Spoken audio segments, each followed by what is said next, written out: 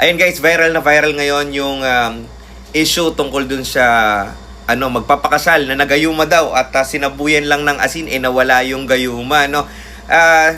Unang-unang beses kong gagawin to na magbigay ng commentary sa isang issue, public issue, dahil lang involve ang gayuma dito. And sino nga ba ako para magkomento sa issue na to?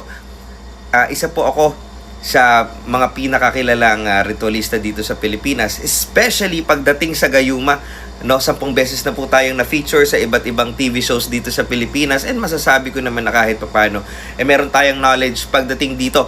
Okay, address muna natin. Unang-una, no? Possible nga ba na nalumay o nagayuma si Kuya? Yes, yan naman ay talagang possibility, based sa experience natin, at napakarami na pong nagpatunay na talaga pong tunay ang panlumay o ang gayuma.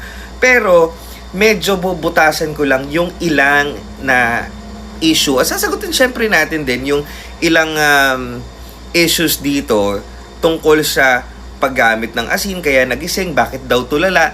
And mamaya ay magtuturo ako ng 2 sure way para malaman kung yung tao ay nagayuma. And syempre, tuturo ko rin yung tamang paraan ng pagbabaklas nito. Okay, unang-una, dun sa sinasabi nila na tulala daw si Kuya. Totoo po na possible po na matulala yung isang taong nagayuma, pero hindi ito dahil sa gayuma mismo o dun sa mismong ginamit na ritualan. Ang gayuma kasi madalas ang involved dyan ay yung pagbabalisa, pagpapaalala, pagwasak na matigas na kalooban, pagpapabait, pagpapabalik, pagpahiwalay ng kabit, pagbabakad, pagtatali. Depende kung ano yung magiging applicable dun sa case ng kliyente na nagpapagawa ng gayuma or nung gumagawa ng gayuma, no?